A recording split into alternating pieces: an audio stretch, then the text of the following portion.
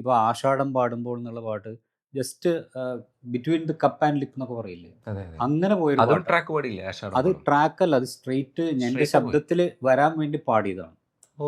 പക്ഷെ അതും ഈ പറഞ്ഞ പോലെ എന്തോ ദൗർഭാഗ്യം കൊണ്ട് അത് നടന്നില്ല. ഉം. അതും എൻ്റെ കയ്യിലുണ്ട്.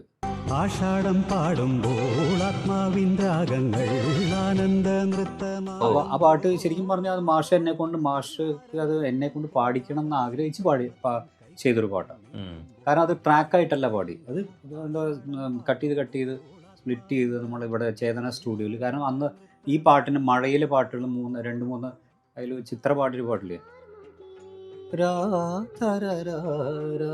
വാർമുകിലെ. അതിൻ്റെ ട്രാക്ക് ഞാനാണ് പാടിയത്. ഉം. അതും പാടി, പിന്നെ ഈ പാട്ടും പാടി. ഈ പാട്ടിൻ്റെ കമ്പോസിങ് സമയത്ത് ഇവിടെ രാമനിലയത്തിലായിരുന്നു കമ്പോസിങ്. കുറേ കാര്യങ്ങൾ ഉണ്ടായിരുന്നു. അപ്പോൾ അതിന് ശേഷമാണ് ഈ പാട്ട് എന്നെ കൊണ്ട് മാഷ് പാടിച്ചത്.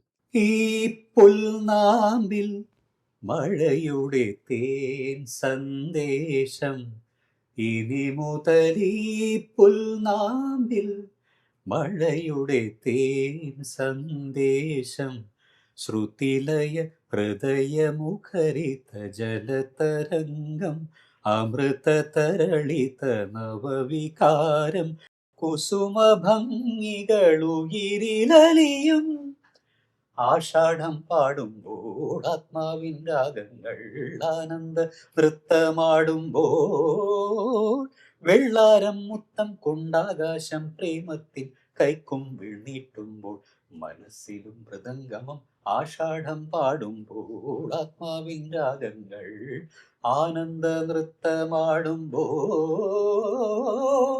ആ